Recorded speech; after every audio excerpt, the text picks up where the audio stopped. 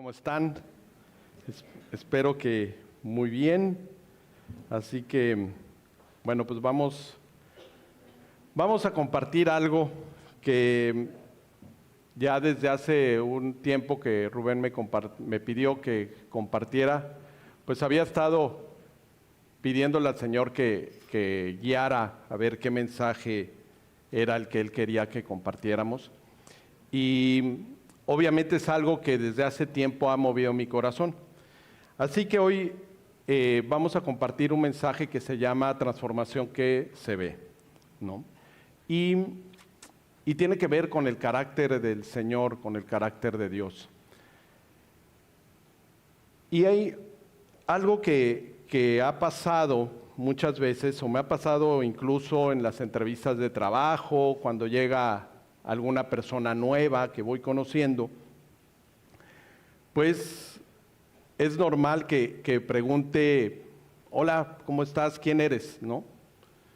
Y es común que te digan, pues, por poner un nombre, soy Cristian, soy arquitecto, me acabo de graduar, pero ya estoy trabajando desde hace 6 meses, desde el último semestre empecé a trabajar en una inmobiliaria, ¿no? Y, qué bien, ¿quién te invitó? ¿No? Por poner otro nombre, pues mi amiga Janet, ¿no? Me invitó y es que no soy de aquí, soy de Chihuahua, ¿no?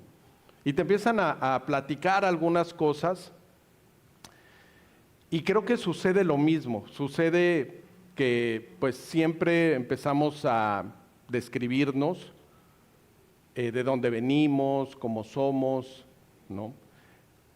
Incluso en las entrevistas de trabajo también te pueden llegar a preguntar y a ver, descríbeme, ¿no? ¿Cómo eres? ¿No? Y cuando te empiezas a describir cómo eres, pues pues seguramente dices cosas no tan comprometedoras, ¿no? La parte más común, bueno, pues soy bien trabajador, soy responsable, ¿no? Y empiezas a dar ciertas características, ¿no? Y dime algún defecto, ¿no? En el trabajo. Es que soy workaholic, ¿no? Trabajo mucho y luego no tengo y creo que eso me está afectando. Ha habido ocasiones en que afecta mi salud, ¿no? Pero pues claro que empiezas a decir cosas, pues que conviene, ¿no? Las convenientes, ¿no? Y ya luego pasa el tiempo, te contratan o contratas a alguien, ¿no? A la muchacha, ¿no? Que nos ayuda y te das cuenta del genio, ¿no? Que les dices las cosas y ponen mala cara. Y entonces, pero eso no te lo describen. No, sí señora, sé trabajar, ¿verdad? Cuando llegan, he trabajado en varios lugares y también en un restaurante, ¿no? Y empiezan a platicar situaciones, insisto, no comprometedoras. Pero también sucede que a veces te pueden preguntar, ¿y tú en qué crees? ¿Qué religión tienes? ¿No? Y es común que compartamos, yo no tengo una religión, tengo una relación con Dios, ¿no? Un tema que es común que muchos cristianos, ¿no? Lo comentemos, ¿no? Y entonces, ¿conoces a Dios? Sí, claro, conozco a Dios, ¿no? Háblame de Él, ¿no? Dice, bueno, yo me convertí hace 20 años, ¿no? Por cierto, a ver, ¿quién tiene más de 10 años de convertido aquí? Yo sí, ya cumplí 30. Entonces, muy bien. Pero puedes decir, yo tengo más de 10 años, ¿no? Y leo la Biblia y entonces, claro que conozco a Dios, ¿no? Y dice, bueno, háblame de Él. ¿Qué platicaste con Él? ¿Qué platicaron en la mañana? Hoy antes de venir aquí. Porque tienes una relación con Él. Y ese sería algo que valdría la pena que hoy nos preguntáramos, ¿no? ¿Qué es esto, no?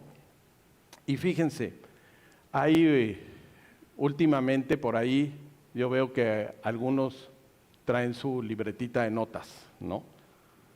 Y lo hemos tratado de algunos de los chavos les he dicho, trae tu libreta de notas y anota ahí lo que Dios te dice. Yo tomo muchas notas en las predis, ¿no? Y yo sé que eso que estoy escribiendo es algo que Dios me está hablando en la predi, a mí. O sea, ese es algo para mí. Entonces, hoy los que traen su libreta de notas, ahí veo algunos anotando, anota eso que Dios te va a hablar a ti. No es lo que dice Gil o no es lo que dice el pastor, es lo que Dios te está hablando a ti hoy. Porque hoy te trajo aquí y no es casualidad. Dios permitió, el Espíritu puso en tu corazón que vinieras. Por el motivo que sea. Por el motivo que sea. Quizás te trajeron a fuerza, ¿no? Quizás lo haces por tradición. Quizás lo haces porque si no vienes sientes que te va a ir mal en la semana, ¿no? Pero por la razón que sea, hoy veniste y Dios te trajo a un lugar donde se habla de su palabra. Así que vamos a hacer un recorrido que a mí me llamó mucho la atención cuando construyendo este mensaje, el Señor me hablaba ponía mi corazón a Moisés, ¿no? Moisés. Y una parte importante que venía era el rostro iluminado de Moisés. Cuando Moisés, ¿se acuerdan? Que lo ve el pueblo que venía bajando del monte Sinaí y venía con el rostro iluminado, ¿no? Y esa parte del rostro iluminado del Señor, de Moisés, perdón, venía, ¿en qué momento sucedió? ¿Alguien recuerda en qué momento sucedió? Cuando sucede eso, ese momento que Él baja, ¿no? Con el rostro iluminado. Y claro, me puse a revisar y descubrí muchas cosas. Y a veces, ahorita van varios años que leo la Biblia o trato de llevar la Biblia en un año y uno va pasando Génesis y todo muy padre, diferentes historias, ¿no? Y después llega Éxodo y también hay historias pero un poco más largas y ya llega uno a Números y ya se empezaron a aburrir un poco y muchos ahí ya más o menos por el mes de finales de febrero ya dices, hijo, Números, ¿no? Y empiezan las genealogías y ya empieza uno a abortar, ¿no? la lectura de la Biblia. Pero me puse a ver esta parte, y por cierto era la parte que estaba leyendo, y me regresé a revisar eso. Así que hoy les quiero invitar a que contestemos esa parte. ¿En qué momento Moisés baja con su rostro lleno de luz, con su rostro iluminado? Hay que tomar en cuenta algo. Moisés, ya cuando están pueden ir a su Biblia, en el capítulo 19, es cuando llegan al monte Sinaí, ¿no? Hace poco platicábamos acerca de que Dios te prepara para hacer algo más grande. Y sucede que Moisés, ¿recuerdan?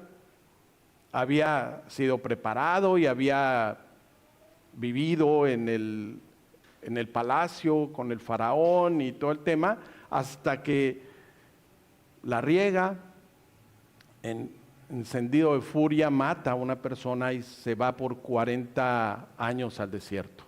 ¿Y qué hace 40 años en el desierto? Solo, ¿no? Cuidar ovejas. Cuidaba las ovejas de su suegro. ¿Hasta qué momento?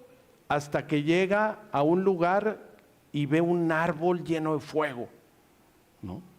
Y empieza a escuchar la voz de Dios que le dice que liberara a su pueblo. Bueno, ¿qué sucedió? Cuando ya libera al pueblo, vuelve a llevar, pero ya no eran las ovejas del suegro, sino lleva al pueblo de Dios. Y no era su pueblo, era, vas a llevar a sacar a mi pueblo. Por 40 años lo llevó en el desierto, pero aquí llevaba 3 meses, hasta el capítulo 19. Llevaba 3 meses y en el capítulo 19, en el versículo 18, si dice Éxodo 19, 18, a ver, dice,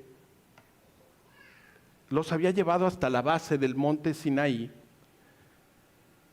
y entonces en el monte, dice esta versión que traigo, dice, el monte estaba cubierto de humo porque el Señor había descendido sobre él en medio de fuego. Era tanto el humo que salía del monte que parecía un horno. Todo el monte se sacudía violentamente y el sonido de la trompeta era cada vez más fuerte, dice la Nueva Versión Internacional. Aquí ya Dios ya se les había manifestado, pero no en esa manera. Aquí todo el pueblo lo ve. Entonces, ahí arranca una historia súper padre. Conste que ya habían visto las plagas. Ya les había estado diciendo Moisés que tenían que salir. Vieron la última plaga que no mató a sus primogénitos y que habían marcado su casa con la sangre del cordero. Y habían visto abrirse el mar, ¿no? Habían visto temas, pero aquí lo estaban viendo en un monte lleno de fuego y como lo describe ese versículo. Así que conste que Moisés ya tenía tiempo de hablar con Dios desde la zarza, ¿no? Entonces ya llegaba y hablaba con el Señor. Pero del capítulo 20 al 30, más o menos, vamos viendo, les pido que vayan viendo más o menos los títulos, ¿no?, que vienen en su Biblia, algunas cambian, pero en el 20 ya ahí le da al Señor, sube Moisés al monte y le da los 10 mandamientos. Después habla de un altar, de la esclavitud, ¿no?, de cómo debían de ser, de los problemas personales, las injurias, dice aquí la propiedad, cómo protege la propiedad, y todo esto les empieza a dar normas, ¿se dan cuenta?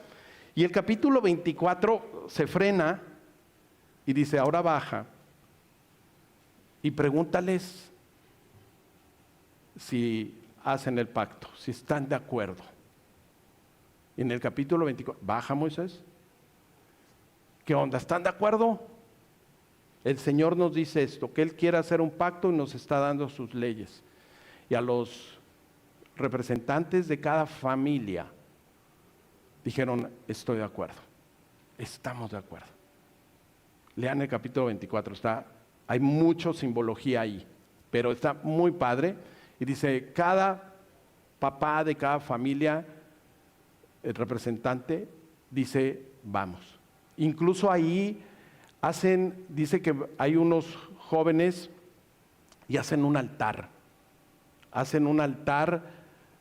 y sacrifican bueyes, ¿no? Entonces, dice nuevamente en el 24, dice, en el 24:17, chequen, y dice, a los ojos de los israelitas, la gloria del Señor en la cumbre del monte parecía un fuego consumidor, dice la versión internacional, dice, Moisés se internó en la nube, subió al monte y allí permaneció 40 días. Moisés regresó y dijo, hicieron el sacrificio y vuelve a subir y se mete y es cubierto por el Señor. Dice que entró, esta versión dice, entró en la nube. Una forma maravillosa. O sea, otra vez va ahí Moisés. Y de ahí sigue en el... ¿Qué más sigue ahí en tu Biblia? Si te das cuenta, ¿no? Le empieza a describir cómo debían de ser las ofrendas. Ok, hiciste ese sacrificio, venía, lo hacen cada familia, cada patriarca, vamos a decir, con ellos y sellan ese pacto, le dicen que sí. Y entonces dice, se va y vuelve a subir cuando entra ahí y le empieza a dar más cosas. ¿Cómo debía de ser el tabernáculo, el candelero? ¿Cómo debíamos de adorar a Dios? Y bueno, todo esto sigue, la consagración de los sacerdotes, y empieza a dar toda esta información hasta que llega un momento. ¿Y por qué les digo esto? Porque hasta ahí no había bajado con el rostro iluminado. Ya iba y subía, le gustaba el hiking, ¿no? Iba y subía. Entonces termina en el 31, cuando les dice, incluso le dice quién debía de hacer el tabernáculo y todos los artículos de adoración, ¿no? Bezalel y Aholiab. Todo esto viene y ahí todavía está en el monte. Acuérdense, 40 días. Dice en el versículo 18, antes del 32, dice, y cuando terminó de hablar con Moisés en el monte Sinaí, le dio las 2 tablas del pacto, que eran 2 lajas escritas por el mismo dedo de Dios. Y ahí viene Moisés. ¿Y qué sucede en el 32? El hermoso 32. Pues no, ya habían adorado, incluso habían sacrificado becerros. No, pues ahora ya habían hecho un becerro, ya no para sacrificarlo, para adorarlo. Haciendo cosas que se acostumbraban en Egipto, que acostumbraban la tradición, ¿no? Entonces, cuando hacen todo esto, nos vamos un capítulo más. Ya ven, ya avanzamos un montón. Dice, y en el capítulo 33 baja, ¿no? Y los encuentra así. Los encuentra y me gusta mucho porque Moisés ahí empieza ya a interceder aún más por el pueblo. No los mates, Señor. Le suplica, ¿no? Dice, y cuando él baja, dice, a ver, ¿quién está de parte de mí? De parte de Dios. Y los aparta en el capítulo 33. Y hay un grupo que dice, nosotros estamos de parte de ti, de parte de Dios. O sea, ratifican el pacto y son los levitas, ¿no? Entonces hay mucha historia ahí, pero a lo que quiero llegar es que Moisés, recuerdan, rompe las tablas y vuelve a subir. Y vuelve a interceder por el pueblo. Ese iracundo empieza a cuidar de las ovejas de Dios. No mates a tu rebaño, no mates a tu pueblo, ¿no? Entonces, cuando sube, y ahí es la parte a la que quiero entrar, si vemos, dice Moisés, dice en Éxodo 33, 11, dice, y ahí ya está, ojo, ya está arriba, dice, y hablaba el Señor con Moisés cara a cara, como quien habla con un amigo. Después de eso, Moisés regresaba al campamento, pero Josué, hijo de Nun, un joven asistente, nunca se apartaba de la tienda de reunión. ¿Qué hizo Moisés cuando bajó? Dijo, voy a hacer una tienda de reunión. Todavía no era el tabernáculo. Hace una tienda y ahí se entrevistaba con el Señor. Le puso una oficina. era la oficina donde platicaba con Dios.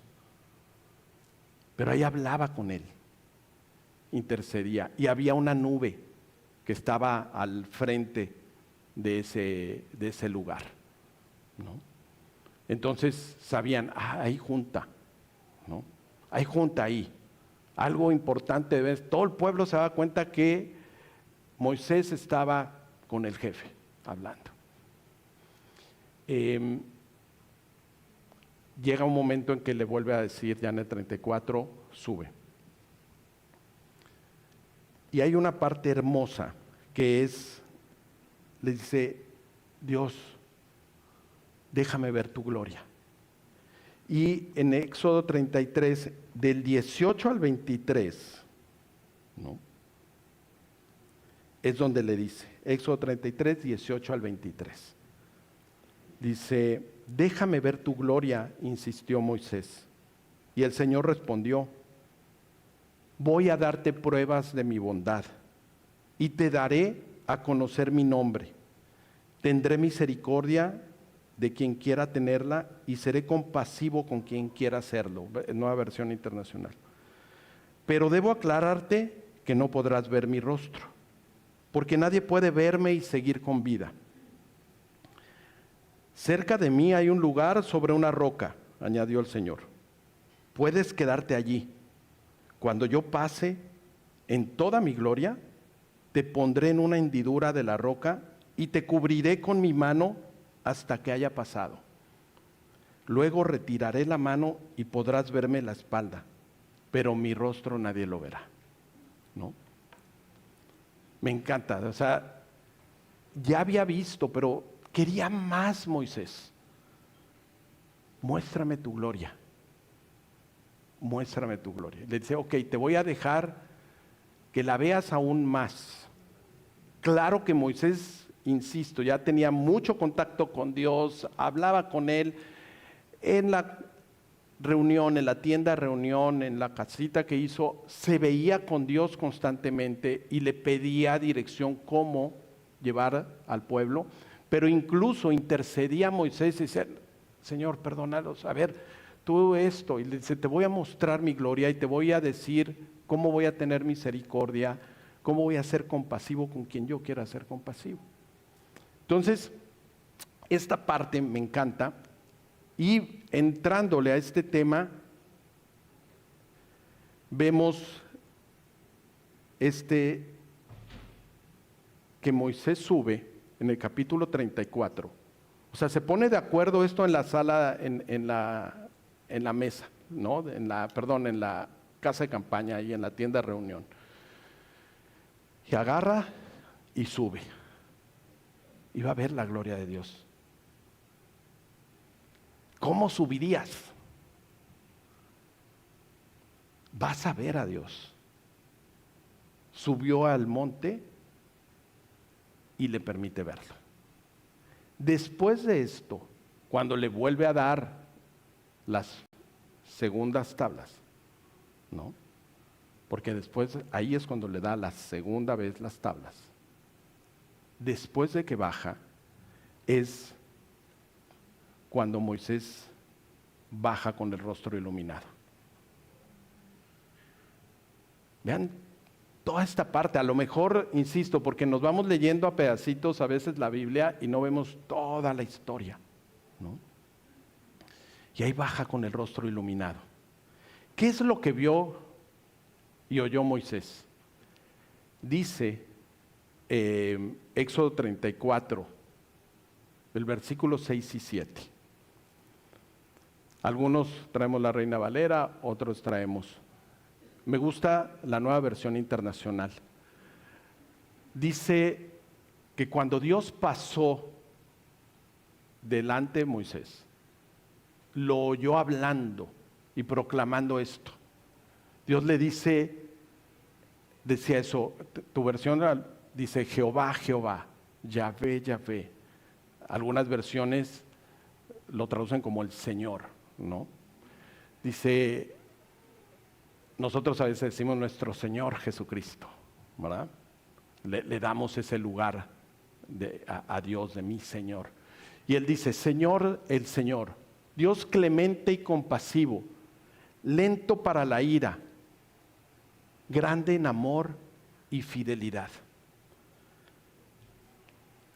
Dice adelante en el 7, que mantiene su amor hasta 1000 generaciones después, y que perdona la maldad, la rebelión y el pecado, pero no tendrá por inocente al culpable, sino que castiga la maldad de los padres en los hijos hasta la 3ª y 4ª generación.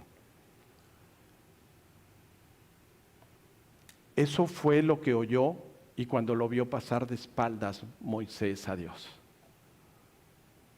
Yo soy ese Dios. Y aquí no era la descripción tuya en una entrevista de trabajo. Aquí Moisés ya había visto la compasión de Dios. Había visto cómo era él, pero aquí se lo dice Dios con hechos. Yo soy el que soy. Te había yo dicho mi nombre primero, así como este chico, soy Cristian. Dios ya le había dicho, yo soy el que soy. Yo soy el Dios de tus padres, de Abraham, Isaac y de Jacob, ¿no? Entonces, yo soy el Dios del cielo. Cristian había dicho, yo soy de Chihuahua, ¿no? Entonces, veamos que aquí no solo se estaba describiendo, sino le estaba diciendo quién era. Y es esa pregunta, ¿quién eres tú? Vamos a ir viendo más adelante. Pero este tema de la luz que vio, o sea, cabe mencionar que se manifestaba, ¿recuerdan cómo se manifestaba entre truenos, fuego? Se manifestaba tremendamente el Señor entre una nube, pero Moisés tenía que meterse completamente a la presencia de Dios, sin temor. ¿Te has puesto a pensar que eso es el bautismo? Ser con el Señor, rodeado con el Señor, en un símbolo de agua, claro. Pero aquí estaba en la presencia misma del Señor. Y lo que le está describiendo Dios es su carácter, ¿no? Le está describiendo cómo es el carácter de Dios. Compasivo, misericordioso, lento para la ira, o sea que no se enoja fácilmente. Grande en amor. ¡Cuán grande amor! 1000 generaciones. Comparen el tema, dicen, no dejarás sin castigo al culpable y el efecto del pecado hasta la 3ª y 4ª generación. O sea, tus pecados duran hasta la 3ª y 4ª generación. Claro, los recurrentes y esos que vamos a veces transmitiendo en hábitos. Pero ve el amor de Dios. O sea, ¿qué se compara? ¿No? 4 generaciones contra 1000 de su amor. Ese es el amor de Dios. Es fiel. Es veraz. Unas traducciones dice que es verdad, ¿no? Una persona fiel es verdadera. Una persona fiel cumple. No anda con cosas ocultas, es veraz. Así es Dios, es transparente. Es perdonador, pero también es justo. Esas son las 7 características de Dios. Y es por eso que por tener esa comunión con Dios, por haber encontrado esto y haber escuchado y distinguido y asimilado esto, wow, ¿cómo no iba a bajar contento Moisés? Todavía les dio otra oportunidad, ¿no? Y digo, este es nuestro Dios. Debió haber salido, o sea, creo que a veces la sonrisa da luz, ¿no? Nos compartía la semana pasada aquí Rubén, el corazón alegre es un buen remedio. No venía solemne de haber estado con el Señor. Venía radiante. Venía lleno de luz tremenda. Se reflejaba la luz del Señor en su rostro. Y esa parte a mí me emociona. Pero me emociona también mucho porque todo esto refleja a Jesús. Porque es las características de Dios. Esas son las características del Señor. Vamos a ver Juan 8:12. Vete ahora, nos vamos hasta el Nuevo Testamento. Y en Juan 8:12 dice, otra vez Jesús les habló diciendo, yo soy la luz del mundo. El que me sigue no andará en tinieblas, sino que tendrá la luz de la vida. Es esa parte. Es eso cuando Jesús dice, yo soy la realidad, o sea, yo soy la luz del mundo. Y muchas veces no dejamos que la luz realmente se refleje en nuestra vida. Quizás porque hay cosas que tenemos que arreglar. Juan 12:46 también Jesús vuelve a insistir.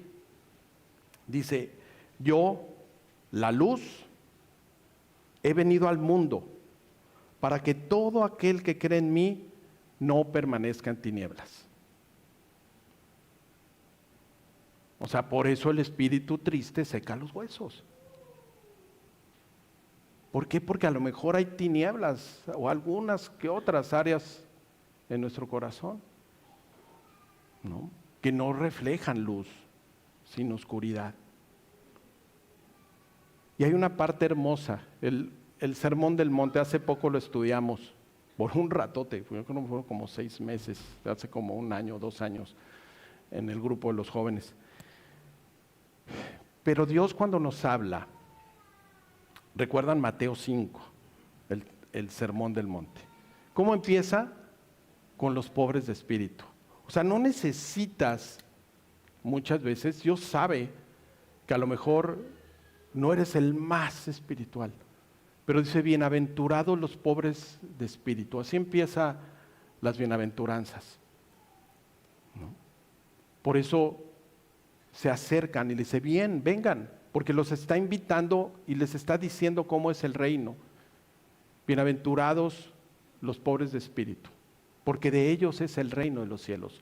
No es del que se siente muy religioso, el que se siente, vamos. No es aquel que todo el tiempo le está diciendo Dios, ¿sí? Ten compasión de mí. Pero Dios es compasivo, veíamos. Ese que llega y dice, yo sé que tengo áreas de oportunidad. Que para ser más sincero tenemos que llegar y decir que tengo pecado, ¿no? Y bienaventurado dice a los que por mi causa os vituperen, ¿no? Bienaventurados a los que los calumnien por mi causa, mintiendo. Pero lo que más me gusta es que después de que les da la bienvenida a aquellos que quieren estar con Él, ¿se dan cuenta en dónde? En el monte. Había que subir para encontrarse con el Señor. ¿Similitudes? Muchas. Me encanta la Biblia. Me encanta la historia de Dios. Constante. Repitiendo patrones. Y aquí Dios había bajado, Dios mismo en Jesús había bajado al monte. Y ahora ya no era Moisés el que les estaba explicando las leyes. Ahora era Jesús mismo explicándoles cómo quería que fuera el reino. Maravilloso. De veras dices, wow. Pero cuando les da la bienvenida, o sea, ustedes que subieron, ¿qué les dice en el versículo 14 y 16? Vosotros sois la luz del mundo. Una ciudad asentada sobre un monte no se puede esconder. Ni se enciende una luz y se pone debajo de un almud, sino sobre el candelero. El almud era como una cubeta donde guardaban los granos. O sea, no pones una y la pones abajo de un almud. Dice, se pone en el candelero y alumbra a todos los que están en casa. Así alumbre vuestra luz delante de los hombres, para que vean sus buenas obras y glorifiquen a nuestro Padre que está en los cielos, a tu papá que está en los cielos. El rostro iluminado, la luz del Señor. Ahora, algo importante que tenemos que tener bien claro: no nos definimos por lo que decimos o hablamos, sino por cómo nos comportamos. Repito para los que toman nota: no nos definimos por lo que decimos y hablamos, sino por cómo nos comportamos. Esa es la realidad de lo que somos. Aquí vemos que en Éxodo 34:6, el Señor, y 7, el Señor le dice cómo es Él. Y así es Jesús: compasivo, misericordioso, tardo para la ira, grande en amor, en fidelidad, perdonador y justo. Son 7 características que nos describe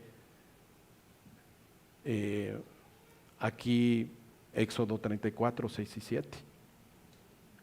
Podemos tener muchos años de convertidos, pero no haber sido transformados. ¿Por qué? A lo mejor porque no hemos dedicado el tiempo para acercarnos a Dios. La transformación se realiza día a día, cada día, estando en la presencia de Dios, y se nota. Por eso el estudio, cuando le platicaba a Rubén, le digo, Dios está poniendo en mi corazón que hable cómo es su carácter, cómo es Él. Pero fue así de decir, es una transformación que se nota, que se ve, cuando nosotros hemos sido transformados. Quizás solo le has pedido o le he pedido a Dios que me salve. Y claro, la salvación es un hecho, pero la salvación no implica transformación. La salvación es tu estado jurídico, legal delante de Dios. Eres salvo. Y efectivamente, pero eso no implica que estés siendo transformado. A lo mejor seguimos haciendo las mismas cosas que hacíamos antes, como nos encontró el Señor. Tenemos patrones de nuestras familias, arreglamos los problemas de la misma manera como los arreglaban nuestros papás, porque así lo vimos, así lo aprendimos. Les decimos las mismas cosas que nos decían nuestros papás. Si a ti a veces te dañaron, inconscientemente a veces, ¡pum!, le vas a decir lo mismo. Luego hay bromas ahí que dicen, de las frases de las mamás, las repiten, ¿no? Dice, ¿y si yo lo encuentro, qué te hago? ¿No? Mamá, no encontré esto. Ahí está. O sea, repetimos cosas, ¿no? Entonces, pero en ocasiones somos salvados, pero seguimos con los hábitos de nuestro hogar, ¿no? Si en tu casa, ¿no?, se criticaba a los tíos, a los familiares, se hablaba eso en tu mesa de tus papás, es muy común que lo sigas haciendo en tu casa. O sea, y a lo mejor por no ir con el Señor, no ir con Jesús al monte, a ver cómo quiere que nos que nos comportemos, porque ese es el Sermón del Monte. El Sermón del Monte ya no estaba hablando de normas, sino de comportamientos. Ya no estaba diciendo cómo tenían que ser los sacrificios, cómo tenía que ser sino cómo debíamos de comportarnos. El Sermón del Monte nos habla de cómo te tienes que comportar con los del sexo opuesto. Si alguien mira a una chava codiciándola, ya está faltando en su corazón. ¿No? ¿Has oído? ¿No fornicarás? Pues yo te digo esto. Es cómo nos comportamos, cómo te comportas en tu relación con Dios. Ahí adelante en el Sermón del Monte dice, no sean como los fariseos, ¿no? Que se ponen a orar para que los vean. Sino tú vete en lo secreto. Y ahí estaba diciendo cómo te relaciones incluso hasta con las ofrendas. O sea, todo cómo te comportes, eso es lo que Dios nos decía. No te estaba diciendo lo que tenías que hacer como norma religiosa, sino esa parte de cómo comportarnos, ¿no? Dios nos quiere transformar. Lo que viene a decir Jesús es, quiero transformar tu forma de actuar. ¿No? Dice Pablo, recuerdan en Romanos 12, 1 y 2, ¿no? Que quiere que transformemos nuestro entendimiento. O sea, eso que entendías, cámbialo, ¿no? Quiere que se renueve tu forma de pensar. Y de veras que ese es algo que yo anhelo todo el tiempo para mí. Señor, no permitas que me encasille y que siga con los patrones de pecado que tengo. Que cada día que me acerque a tu palabra me enseñes algo en lo que yo tengo que mejorar. A veces nos acostumbramos a vivir deteriorados, porque así se vive en el mundo. O sea, en el mundo está bien deteriorado, ¿no? Entonces nos acostumbramos a vivir con los Terians, ¿no? Y entonces llega un momento en que nuestro hijo o nuestra hija, ya hay un sobrino y ya empieza, y ya es normal. Nos acostumbramos a vivir deteriorados. Y no es lo que Dios quiere. El salmo, hay un salmo que me encanta y es súper retador, el Salmo 139. El Salmo 139, en los últimos versículos, el 23 y 24. David David, la riega igual, bien gacho como yo, pero vean el corazón de David, ese es el corazón que quiere el Señor de nosotros. Dice, examíname, oh Dios, y conoce mi corazón, y conoce mis pensamientos. Dice, pruébame, y conoce mis pensamientos. ¿En verdad? ¿En verdad quieres una prueba? O sea, David la había regado, pero al mismo tiempo sabía que había pasado pruebas y también había regado otras pruebas. No todas las había pasado, pero le decía eso al Señor en su corazón, en sus momentos, en donde a lo mejor tenía su libreta y anotaba, ¿no? Yo tengo mi libreta donde anoto cuando oro y voy dispuesto a que Dios me hable. Claro, no está fácil, se los digo, a mí me pasa. Llegarle a decir, Señor, examíname. Que te sientes a platicar con Él y dice, ándale, Señor, túpeme. No. Y te empieza a mostrar, todavía eres mentirosillo, ¿no? Todavía quieres aparentar cosas que no eres. Estás aparentando cosas que no eres con tus hijos. Y ve, dice, si hay en mí camino de perversidad. Pero dice, pero guíame en el camino eterno, transfórmame. Era lo que le decía. te quiero decir algo. El conocimiento que puedas tener de la Biblia o el conocimiento que puedas tener acerca de Dios no cambia el comportamiento. Podrás saber muchos versículos, pero el conocimiento no cambia el comportamiento. El arrepentimiento, la humildad, el espíritu actuando en tu vida, ese sí cambia. Ese sí lo cambia. Es esos momentos de intimidad con Dios los que realmente van a cambiar nuestro comportamiento. Ahora, si revisamos, y ahorita yo los invito a que le digamos eso a Dios, examíname.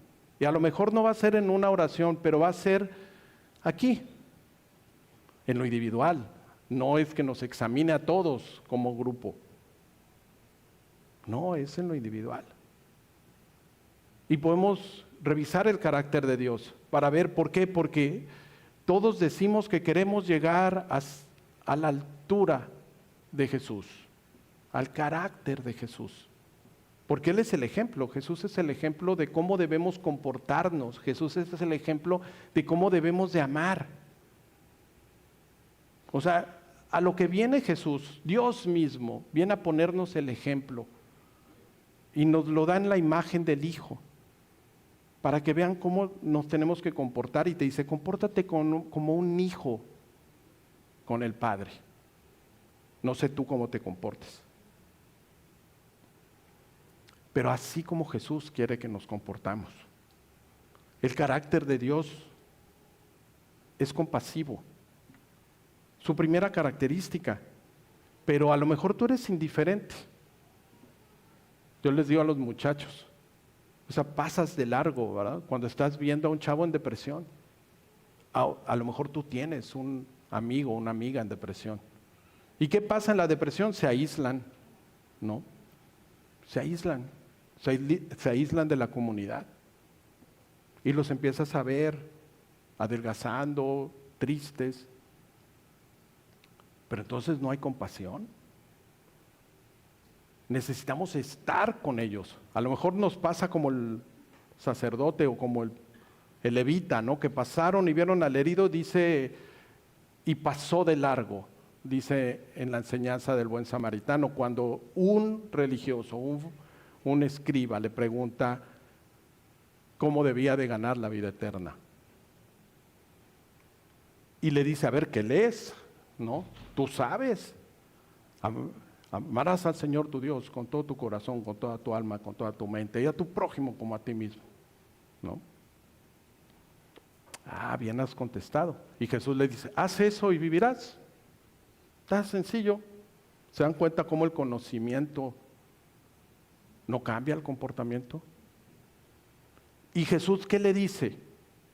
Bueno, le pregunta al fariseo, bueno, ¿quién es mi prójimo? Y le pone el ejemplo con aquel que despreciaba. Se pasó un sacerdote y no peló al herido. Y pasó de largo. Pasó el que ayudaba, el levita, y pasó de largo. Yo creo que hemos pasado de largo. Si no estarían llenas estas sillas. Y es ahí donde le explica esa parte. Y yo les decía, ¿dónde está la compasión? ¿No? Yo veo más indiferencia. Claro, hay que invertirle tiempo, pero sobre todo cuando tu corazón está dispuesto. A veces se ve egoísmo porque no tengo tiempo. Somos insensibles. Ahora, misericordioso. El carácter de Dios, misericordioso. Ah, no, acusamos,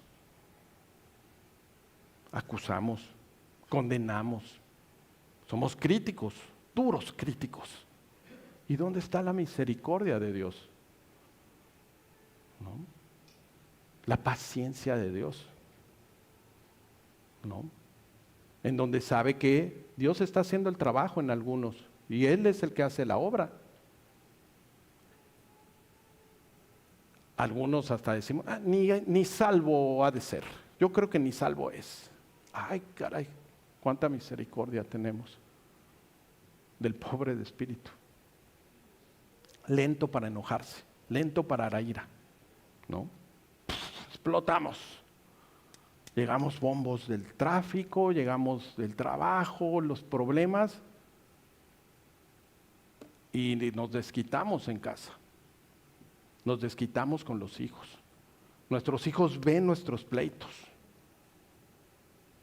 Eso es lo que se ve.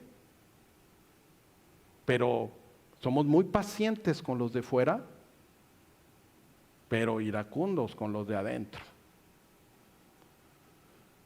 Hay mucho que Dios tiene que ir limpiándonos para parecernos a Jesús, para parecernos a Dios.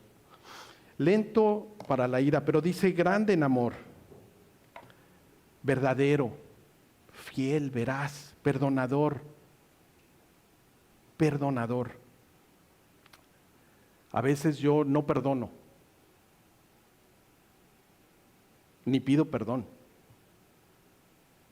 A veces vivo con el rencor. Y ahí está el rencor, todo porque no perdonamos, y Dios es perdonador, dice. Claro, es justo. Pero la justicia de Dios, ¿sabes dónde está ahorita? En la cruz. La justicia de Dios no está aquí en el mundo, porque el mundo crucificó a Jesús. El mundo crucifica, el mundo daña. La justicia que hay aquí, no esperes que la justicia se ejecute aquí. La justicia está ejecutada en la cruz. Y claro, va a venir el Señor por segunda vez. Y entonces va a ejecutar la justicia de la sociedad, de todos. Pero ahorita estamos en ese periodo de la gracia. Entonces, la forma como más honramos a Dios no es acerca de lo que hablamos de Él, ¿no?, a los demás, sino la forma como actuamos. Para ir terminando.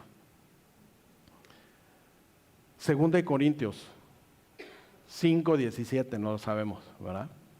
De modo que si alguno está en Cristo, nueva criatura es. ¿Por qué se requería ser una nueva criatura? Porque la primera creación del hombre falló. Y el hombre había sido hecho a su imagen y semejanza. El hombre en el Edén tenía todas las características de Dios. E iba a ser así en sus generaciones, iba a ser de esa forma, pero decidió alejarse de Dios. Entonces esa parte, Dios necesita volver a hacernos. Es necesario que vuelvas a nacer, le dijo al religioso Nicodemo. Nacer del Espíritu. Y es ahí donde por eso nosotros necesitamos volver a nacer para poder tener la oportunidad de volver a hacer la imagen y representar la imagen de Dios. De ser luz y no oscuridad. Volver a tener esa oportunidad. La transformación se da al seguir a Jesús.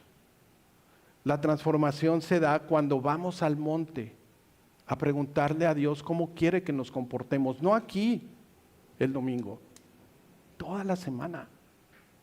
¿Cómo quiere que me comporte en mi trabajo? ¿Cómo quiere que me comporte en mi casa? Ahí empieza. Tu primer ministerio, no, el mío no es el de los jóvenes. Mi primer ministerio está en mi casa. Y después, ¿cómo actúo en los demás, en mi trabajo? Y claro, está también el tema que tú haces para los demás. Concluyendo, antes de apartarse del Señor, las personas se apartan de nosotros. Antes de apartarse de Dios, tus hijos se apartan de ti. Tus familiares, porque no ven luz. Mientras sigamos viviendo con hábitos que afecten a los demás, no vamos a tener una vida abundante. No estamos siendo transformados de las tinieblas a la luz admirable. Quizás por ello es que tenemos que estar en contacto permanente con Dios. Por eso decía el Señor en Juan 15, 4 y 5, permaneced en mí y yo en ustedes. Como la rama no puede llevar fruto por sí sola si no permanece en la vid, así tampoco ustedes si no permanecen en mí. Yo soy la vid, ustedes las ramas. El que permanece en mí y yo en él, éste lleva mucho fruto, porque separados de mí, nada podéis hacer.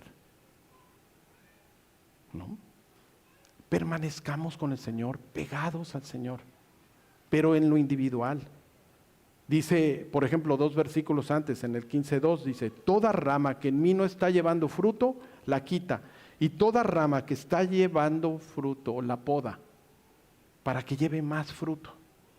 Yo estoy seguro que aquí estamos en la vida. Estamos pegados a Jesús.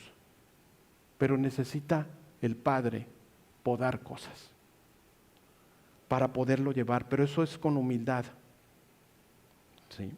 Necesitamos ir a la luz. Juan 3, 20 y 21 dice, porque todo aquel que practica lo malo, aborrece la luz. Y no viene a la luz para que sus obras no sean censuradas. Pero el que hace la verdad, viene a la luz, para que sus obras sean manifiestas que son hechas en Dios. No vas a hacer tú la obra, la hace el Señor. Y la primera que va a hacer es la transformación en cada uno de nosotros. Antes de pedir por un avivamiento para la iglesia, necesitamos que Dios nos transforme en lo individual.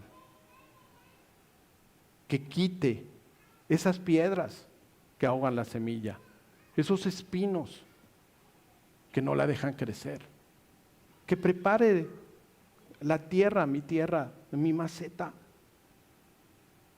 Ahí es donde nosotros tenemos que pedirle al Señor que nos transforme. No es, no hagamos las cosas para que lo vean los demás.